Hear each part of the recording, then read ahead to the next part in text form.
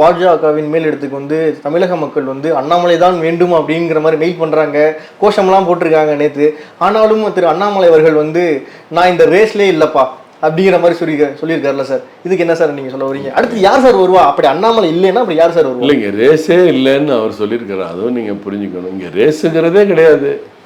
அப்புறம் ரேஸில் இல்லைப்பான்னா என்ன அர்த்தம்? அவரே சொல்கிறாரு, இங்கே ரேஸுங்கிறது இல்லை, போட்டிங்கிறது கட்சியில் கிடையாது. ஒரு மணி தான் ஒரு முடிவு எடுத்து தான் பண்ணுவாங்க. அப்போ போட்டியே இல்லாதப்ப நான் போட்டியில் இருந்தேன்னா இல்லாட்டி என்ன? போட்டியே கிடையாது, நான் போட்டியில் இருந்தேன்னா இல்லாட்டி என்ன? பொறுத்திருந்து பார்ப்போம். அவருடைய ஆற்றல் செயல் எல்லாருக்குமே தெரியும். அவர் சொல்கிறதுல என்ன காரணம் இருக்குன்னு எங்களுக்கெல்லாம் தெரியாது. அதை பற்றி கருத்து கூறவும் நாங்கள் முடியாது. அண்ணாமலை அவர்கள், மாநில தலைவர் அவர்கள் நேற்றைக்கு கூட பிரதமரை சந்திச்சுட்டு அவருடைய கடமையில் அவர் செஞ்சிட்ருக்காரு.